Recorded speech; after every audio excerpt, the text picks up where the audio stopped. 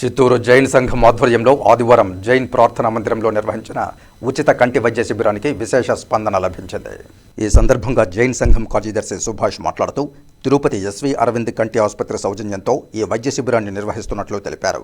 ఉచితంగా కంటి పరీక్షలు నిర్వహించి ఆపరేషన్కు అర్హులైన వారిని ఎంపిక చేయడం జరుగుతుందన్నారు.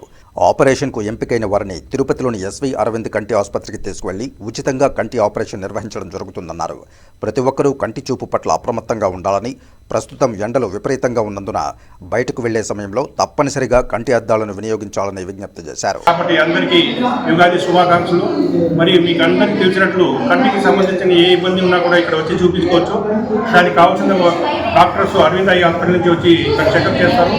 అవసరం ఉండే వాళ్ళకి మందులు ఇస్తారు. ఆపరేషన్ అవసరం ఉండే వాళ్ళని Tirupati SV Aravind eye hospital తీసుకొని పోయి ఆపరేషన్ చేస్తారు. ఇక్కడి నుంచి పోయే వచ్చే ఖర్చు, భోజనాలు, మందులు, ఆపరేషన్ ఖర్చులు, అక్కడ ఉండే వసతి అన్నీ ఫ్రీగా ఉంటాయి.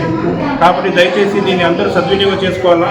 మరియు ఇంకా రాబోయేది ఎండాకాలం కాబట్టి దయచేసి 2 వీలర్స్లో వెళ్ళే వాళ్ళు దయచేసి ఖచ్చితంగా, ఎందుకంటే కంట్లో దుమ్ము పడుతూ ఉంటుంది, ఎండ వల్ల కంట్లో ఇబ్బందులు అవుతూ ఉంటుంది. కాబట్టి కూలింగ్ గ్లాస్ కంపల్సరీగా వాడుకోవాలా.